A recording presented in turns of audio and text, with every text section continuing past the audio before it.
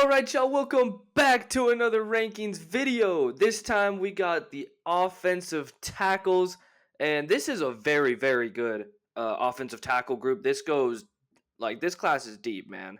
I mean, all 10 of these guys, it's kind of almost like the receiving class where all 10 and even 15 in the receiving video was just in the top 75. This one is top 100. And let's get right into it, starting with Patrick Paul out of Houston, brother of Chris Paul from the Commanders, I believe. Got drafted a couple years ago. Obviously, not to be confused with the NBA player Chris Paul, not his brother. If he was, well, then you could say CP3 did not get the right genes because this dude stands at 6'7", 331 pounds, and is pretty athletic, might I add. And that's why he lands in the top 100, but he's also closer to that 100 number because he's still a little bit raw. I think he played left tackle this year, right tackle the year prior, but both years looked really, really solid. Obviously, Houston was in the Big 12 this year, so they played some better competition, and he still looked pretty good. I think sometimes his hands get a little mixed up, though, and his footworks are not always the most consistent. So that's why I'm saying, this guy's still a little bit raw, but the potential is all there. He was down at the Senior Bowl. Him and Tyler Guyton, who we'll get to in a bit, both kind of similar, I would say, guys. Just these big athletic tackles can really move for you, and they're going to take a little bit to probably get to their peak, I guess, if you want to call it, but definitely a guy you could take a swing on. You don't have to start right away. This is going to be a really good day 2 pick for someone. That third round, I would assume, is where he goes. But you never know. The draft gets a little bit crazy. I could definitely see him moving up into the late second round if someone really, really liked him.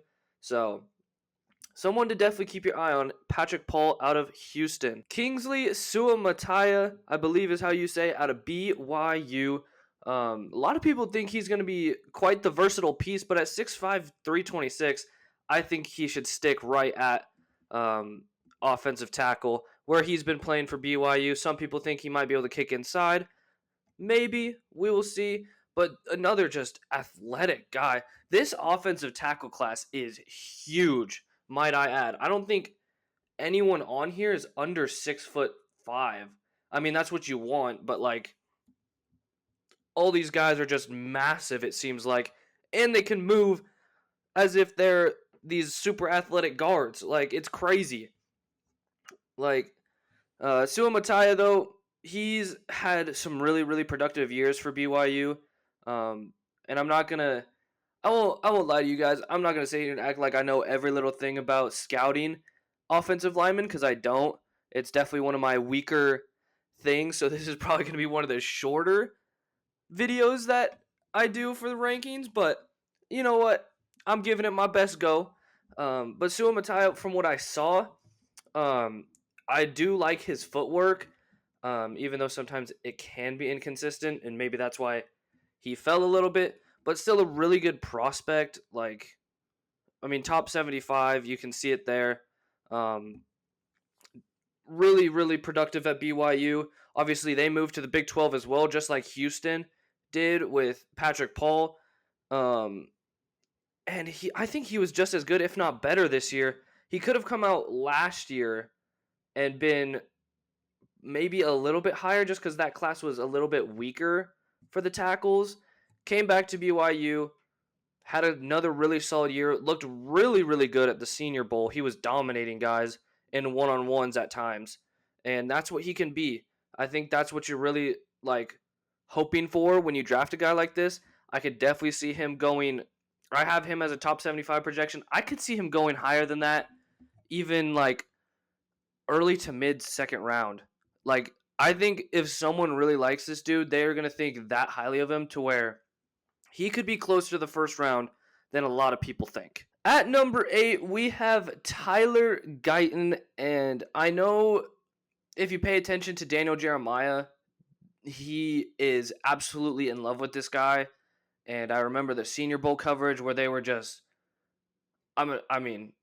frankly, they were just glazing over this dude.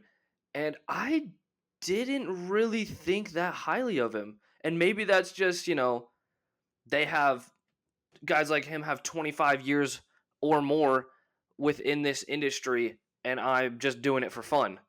But I did not think Tyler Guyton really looked that good.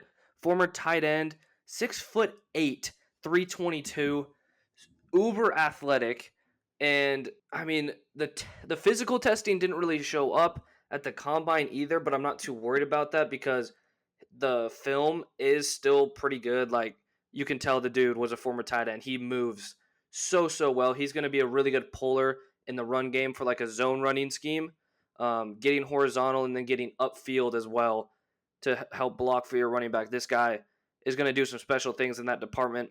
Pass pro, though, is my big concern with this dude because I just remember watching the Senior Bowl and guys would just go right around him. I think it was Darius Robinson who he had a freaky week. He was awesome. Guys were just going around him, bending the corner. He was struggling to get leverage. He did have some good reps. I'm not going to sit here and act like he didn't have good reps there. But he also had some really concerning reps that kept popping up, and it was consistent in the ways that he was losing those reps.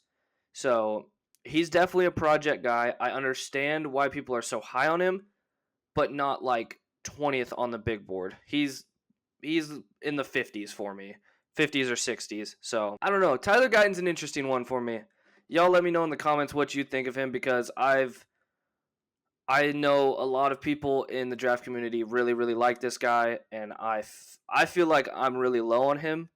And like I said, maybe that's just inexperience on my part. All right, to number 7, we got Jordan Morgan out of Arizona, 6'5", 311. He is a top 50 player for me. He's almost a first round player for me. I think he on my big board is around like 35, 36, somewhere in there. I really like Jordan Morgan. Maybe not the athlete of a Patrick Paul, a Tyler Guyton, even guys that we'll get to with an Amarius Mims, but just a really, really solid player. Some people think that he could be a guard in the league. I mean, they thought about that about Troy Fautanu, who we'll get to soon as well, and now he's being projected back at tackle where he played in college. So I think it's just what you're trying to do on offense and where you think he best fits. The arms came in just fine. The hands are big. I think he's got really, really good hands as well in pass protection, and I love his footwork. Now, Braylon Trice, he gave this man the works when they played UW early in the season. I think Braylon Trice had like 16 pressures, not all of them on Morgan, but they definitely went to battle that day. They did. It was a really fun film to watch. They each had their wins, they each had their losses, but I think Jordan Morgan's a really good player. I think he's a good run blocker as well. That might not be his best, the best thing of his game. I think his pass protection's better than his run blocking. And I saw it firsthand. Like, I remember that U of A game, and I was hoping that these Cougs defensive line guys like Brendan Jackson, Quinn Roth, and RJ Stone were going to be able to get the best of these Arizona tackles, and I just kept thinking to myself, man, who the hell is number 77? Because he was locking down every single person that we lined up across from him. It was pretty damn impressive. Like, I don't think he lost a rep that day against the Cougs. And you know what? The Cougs don't have the best defense, so maybe take that for what you will. But I really like Jordan Morgan. I think he could be a late first-round guy. I think of a spot like San Francisco or Baltimore would be a really, really good fit for Jordan Morgan. Now into the surefire day 1 guys, starting with Amarius Mims here at number 6, I believe? 5? Is it 5? It might be 6. I think it's 6. But Amarius Mims, talk about a mammoth of a human being, 6'8", 340. And if you watch the combine, oh boy, can this guy move. Similar to his teammate Broderick Jones, who came out last year, got drafted by the Steelers, I believe. He's also like 6'7", 330 or whatever it is. But Amarius Mims did have some injury concerns most of this year, which kind of killed his stock a little bit. I know he's still like a day one for most guys, or from the consensus of the draft like community. But I think if he played a full season, he might have been closer to that top 15, top 10 area of prospects. Still a little bit raw. He will destroy people in the run game. Pass pro could still be worked on a little bit, but he did just fine in the games that he did play in pass protection. Obviously, it helps when you got guys all across that line that are 4 and 5 star players out of high school, and you've all just worked as a unit for the past 3-4 years. So definitely helped him out. Like I said, though, he was in and out of the lineup, and I do think that hurt his stock a little bit. Medicals seem to be just fine. His combine was just ridiculous. What did he run? Wasn't it like a 5:05 40 or something? Let me look it up really quickly. Oh yeah, not to mention that this dude has 36 and an eighth inch arms, so that's also ridiculous. Sorry, with 11 and a quarter inch hands. So yeah, keep that in mind as well. This dude is huge. He ran a 5:07 40-yard dash with a 1.78 split, and to put that into perspective, that 10-yard split at 1.78. Yeah, so that 10-yard split. Putting that into perspective, guys like Tyler Guyton ran a 1.76 10-yard split. Mason Smith, the defensive tackle out of LSU, 1.75. Joe Alt, who is kind of the consensus number one these days for most people, 1.73. So the dude can move at a ridiculous 6'8", 340. I don't even know what to call it. Like, the dude is just huge. So, the hands definitely could be worked on in pass pro. If he can figure them out, along with the footwork to match them up, he is going to lock down your favorite pass rusher week in and week out. At number 4, I believe, I'm all mixed up. I think this might actually be number 5. J.C. Latham out of Alabama had a little bit of a down year his sophomore year. Bounced back with a really, really solid year this year. Stands at 6'6", 342. Like I said, this class is huge, dude. They have just got mammoth upon mammoth in this class. I don't even know where they're producing these people. Like, I feel I used to feel pretty big standing at 6 foot myself, and these dudes are 6'6", 342, and they would crush me with literally their palm. So, but a top 25 player for me. Like I said, much improved from last year. I really think this dude could go in the top 10 if a team really likes him and thinks that he fits their scheme and what they want to do on offense. Really, really good run blocker this year. He did, however, as this Michigan photos pulled up, in the Rose Bowl, that final play, that QB draw, which horrible play call, by the way. I do think it was J.C. Latham that got beat to the inside. So, you know what? You take your wins, you take your losses. That one kind of hurt, though. But I still think he's a really good prospect. He uses his hands really well, and he gets up to the second level in the run game quickly. And if you're a linebacker, you do not want to see this guy running at you at full speed because it is terrifying. The dude moves people, like, finishes them. I'm not going to say he's like a mauler, but he definitely has that tenacity to him that NFL scouts like. And I think he's also really improved as a pass protector. Like, I think he moved over to the right side this year. And that's another thing. He moved from left to right from the year prior. I don't really think that makes that big of a difference, but he probably will play on the right side in the NFL. So maybe that's why he falls a little bit here. But I do think, like I was saying, pass protection has gotten a lot better. He was getting beat pretty consistently his sophomore year, but again, it was his sophomore year. It was his first full time, like, how do I want to say that? Full season starting, I guess. So he's still a really good player. Like I said, could go near that top 10 area if a team really likes him. Would not be surprised at all. At number 4, talked about him a little bit earlier, Troy Fautanu out of Washington. This dude is some sort of athlete and has probably been the best offensive lineman, I'm going to say, in this entire draft process. Since the offseason started. Like, obviously, the UW O-line got the award for best offensive line in the country this year, and it was largely due to this man right here. He protected Michael Penix's blind side at right tackle this year, and he was phenomenal. I mean, he held his own. He was really the only offensive lineman that held his own at all in that national championship game against that really good defensive line of Michigan.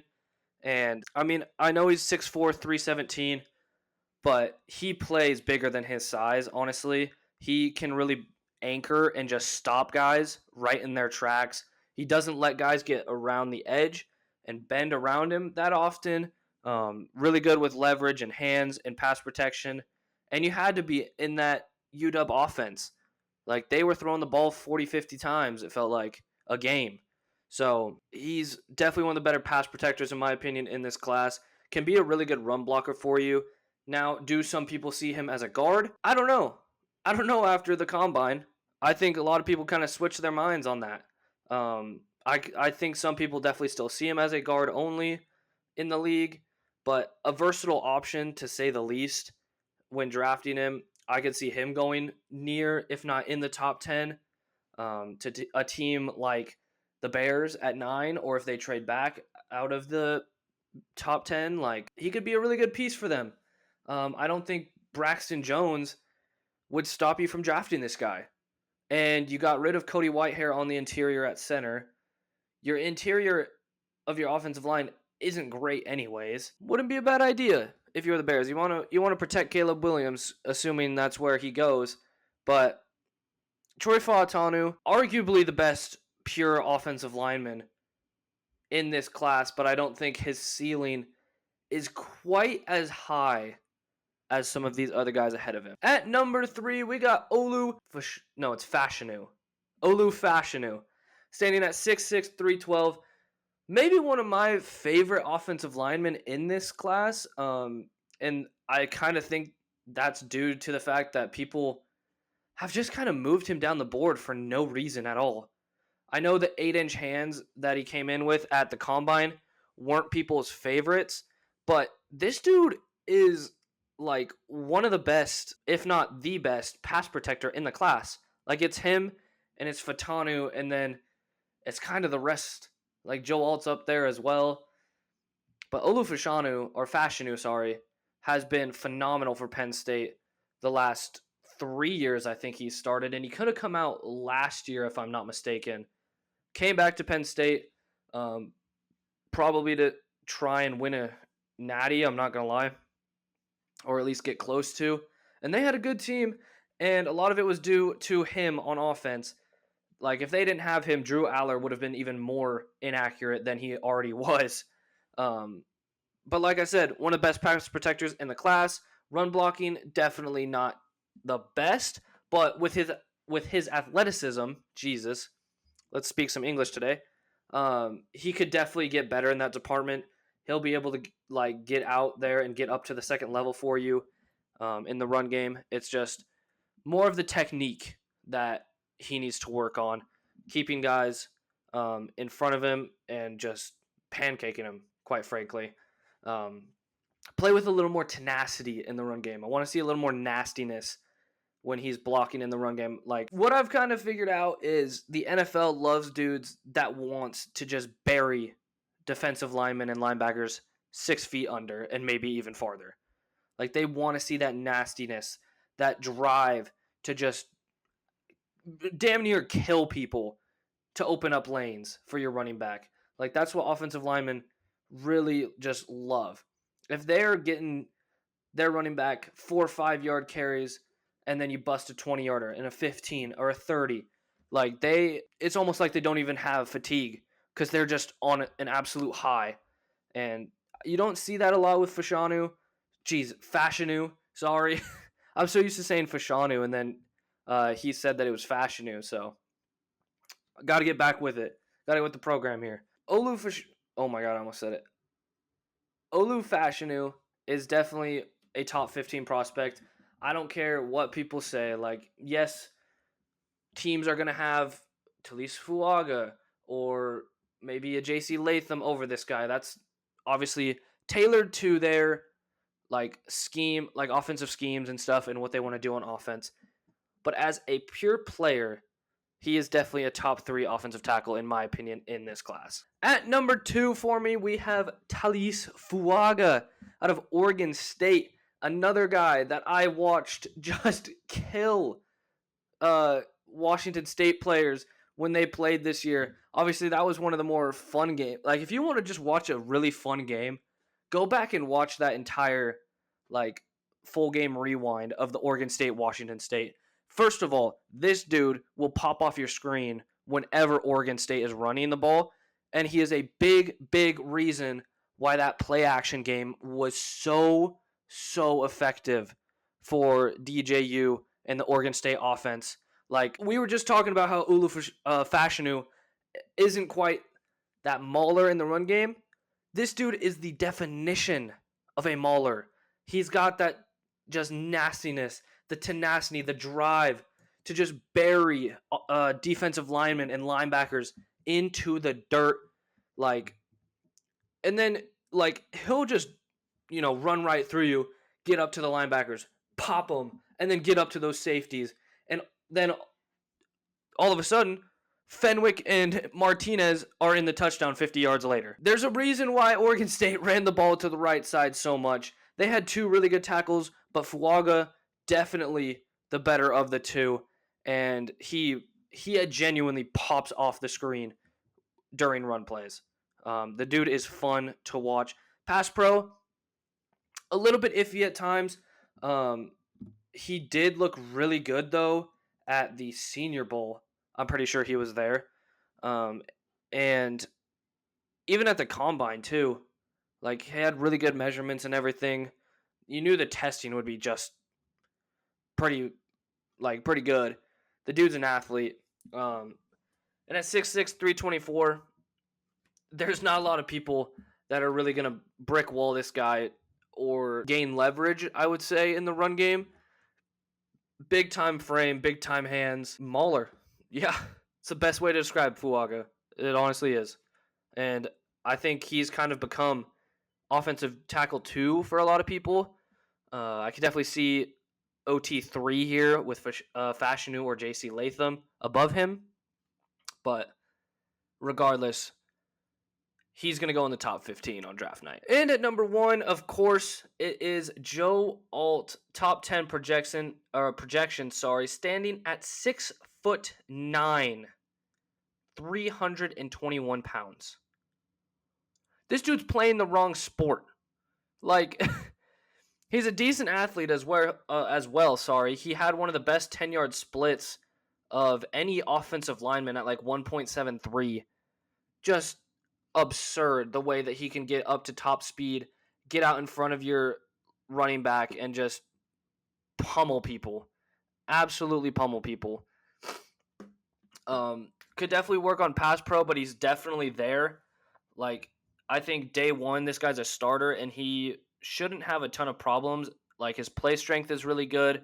Obviously, the size is phenomenal.